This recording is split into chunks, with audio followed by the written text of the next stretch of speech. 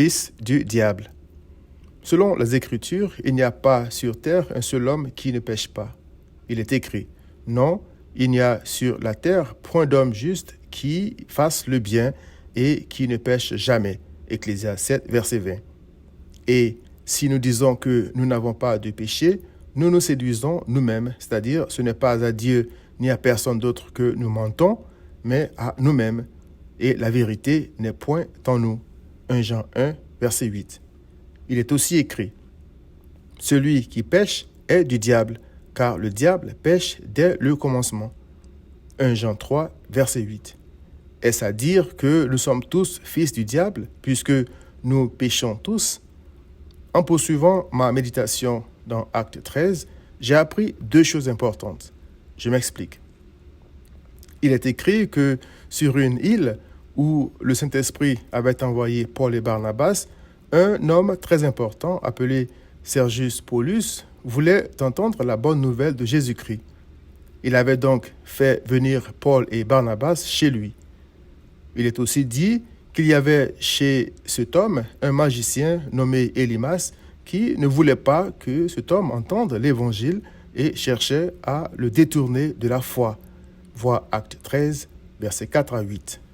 Ensuite, il est écrit, « Alors Saul, appelé aussi Paul, rempli du Saint-Esprit, fixa les regards sur lui et dit, « Homme plein de toute espèce de ruse et de fraude, fils du diable, ennemi de toute justice, ne cesseras-tu point de pervertir les voies droites du Seigneur ?»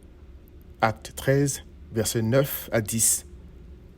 Premièrement, j'ai appris que le fils du diable cherche de tout son cœur à s'opposer à la justice de Dieu, c'est-à-dire à Christ, et à détourner les gens de la foi en Christ. Tous ceux qui s'opposent à Christ et qui cherchent à détourner de lui ceux qui croient ou qui ont un intérêt dans sa parole sont, selon Paul, des fils du diable. Vois Acte 13, versets 9 à 10. La deuxième chose que j'ai apprise, c'est que le fils du diable est destiné aux ténèbres.